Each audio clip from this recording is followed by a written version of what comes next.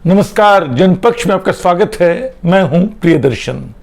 दोस्तों, इतिहास के बारे में विद्वान लोग बहुत सारी बात कहते हैं।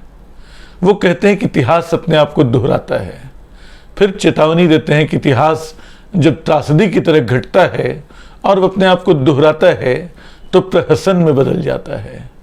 फिर वो ये भी बताते हैं कि जब हम इतिहास से कोई सबक नहीं लेते तब इतिहास अपने आप को दोहराता है।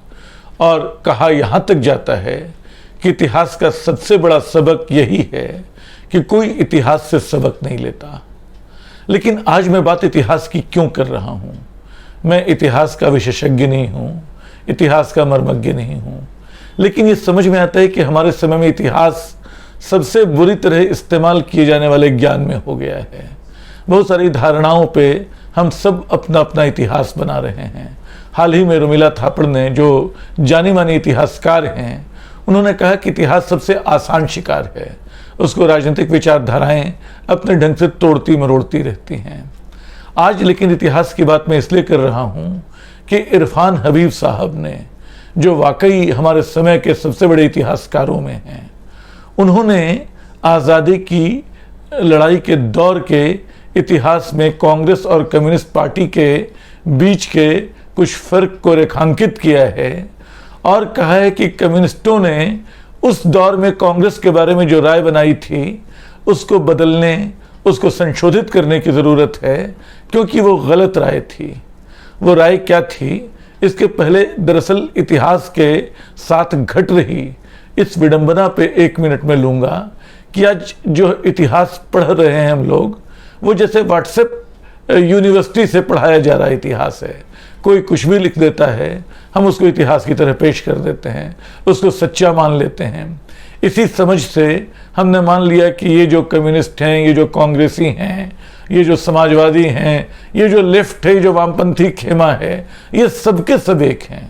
सच्चाई ये है कि अब थोड़े से पन्ने पलटेंगे, थोड़ी सी किताब पढ़ेंगे, आपको पता चल जाएगा कि ये सब कितने अलग एक दूसरे से रहे हैं।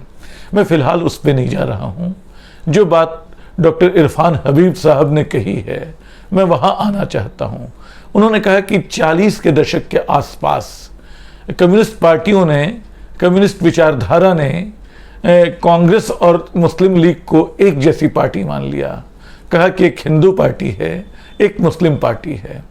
जबकि इरफान साहब अब कहते हैं कि ये बिल्कुल गलत धारणा थी, क्योंकि कांग्रेस जो है वो वाकई राष्ट्रवादी पार्टी थी। वो याद करते हैं कि दादा भाई नौरोजी और रमेश दत्त, आरसी दत्ता ने उस समय ब्रिटिश शासन की 1880 के बाद से कितनी नरम भाषा में, कितनी सख्त आलोचना की। अंग्रेज भारत का सारा पैसा ले जा रहे हैं, ये बात दोनों ने लिखी और दोनों कांग्रेस की स्थापना में उनका महत्वपूर्ण योगदान था। तो इरफान हबीब साहब बताते हैं कि कांग्रेस एक राष्ट्रवादी पार्टी थी, उसके पास अपना एक सामाजिक एजेंडा था, उसके पास अपना एक जन कल्याण का कार्यक्रम था, जबकि मुस्लिम लीग सिर्फ सांप्रदायिक आधार पर बंटवारा चाहती थी, जो कायदे से कम्युनिस्टों को रास नहीं आता था और कांग्रेस का कार्यक्रम रास आता था। लेकिन उस समय कम्युनिस्टों ने, उस समय की विचारधारा ने ये मान लिया कि ना, जो हमारे कम्युनिस्ट हैं, कांग्रेस और मुस्लिम लीग में अपना प्रभाव बढ़ाने के लिए उनको कांग्रेसी और मुस्लिम लीग ही होना होगा। और उन्होंने कॉमरेड पीसी जोशी का नाम लिया है कि पीसी जोशी ने कहा कि जो हिंदू कॉमरेड हैं वो कांग्रेस में चले जाएं और जो मुस्लिम कॉमरेड हैं वो मुस्लिम लीग में चले जाएं, ताकि वहाँ जाके वो अपनी विचारधारा फैलाएं। यहीं पे इरफान साहब नहीं रुकते हैं, वो एक दिलचस्प किस्सा भी बयान करते हैं। वो बताते हैं कि 60 के दशक में पाकिस्तान से एक मंत्री उनके घर उनके पिता से मिलने आए और उन्होंने ये शिकायत की कि वो मुस्लिम लीगी नहीं थे, पाकिस्तान नहीं जाना चाहते थे, वो कम्युनिस्ट थे। लेकिन कॉमरेड पीसी जोशी ने उन पर दबाव बनाया कि वो, चूंकि मुस्लिम लीग में मुसलमानों के भीतर भी कम्युनिज्म पैदा करने की ज़रूरत है, तो वो मुस्लिम लीग में शामिल हो जाएं और जाकर काम करें। यही नहीं, आज़ादी के बाद, विभाजन के बाद, उन्होंने, पीसी जोशी ने उस शख्स को कहा कि ना, उस मंत्री को, कि तुमको पाकिस्तान जाना होगा। ये पाकिस्तान जाने को तैयार नहीं थे। पीसी जोशी को लगा कि वहाँ भी कम्युनिज्म की बुनियाद रखनी चाहिए, वहाँ भी उसकी धारणा फैलाई जानी चाहिए। तो उन्होंने लेकिन दबाव बनाया, वो गए और अंततः वहाँ उन्होंने पाया कि कोई संगठन नहीं है, कुछ नहीं है, तो वो मुस्लिम लीगी हो गए, मंत्री हो गए।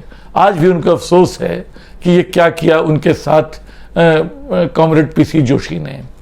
तो इतिहास के इस बहुत महत्वपूर्ण खंड पे इरफान साहब बात करते हैं।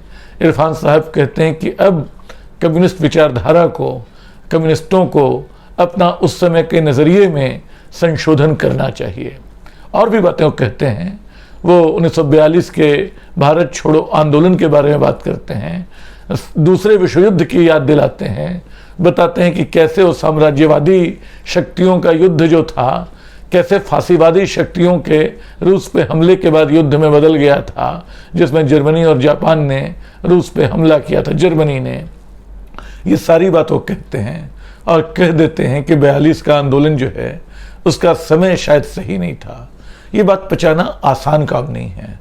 कम्युनिस्टों के ऐतिहासिक भूलों पे चुटकुले बनते रहे हैं और हो सकता है कि इरफान हबीब साहब की इस बात की भी आलोचना हो, क्योंकि अंततः वो एक बहुत बड़ा आंदोलन, बहुत बड़ा जन आंदोलन था, जिसके दबाव में अंग्रेजों को समझ में आया कि उनको हिंदुस्तान छोड़ना होगा। ये उनके लिए राजनीतिक और आर्थिक दोनों तौर पे घाटे का सौदा साबित हो रहा है। वैसे याद कर सकते हैं कि 42 के आंदोलन के साथ आरएसएस भी नहीं शामिल थी। श्यामा प्रसाद मुखर्जी जो हैं वो बाकायदा चिट्ठी लिख चुके थे अंग्रेजों को कि इनके खिलाफ कार्रवाई हो, सख्त कार्रवाई हो, जो लोग 42 का आंदोलन चला रहे हैं। तो भारत छोड़ो आंदोलन जैसा जो बहुत पॉपुलर किस्म का आंदोलन था, उसको इरफान हबीब साहब इस नज़र से देखते हैं। संभव है इसमें उनकी आलोचना हो, लेकिन इतिहास के साथ यही होता है, वो व्याख्याओं का भी खेल है।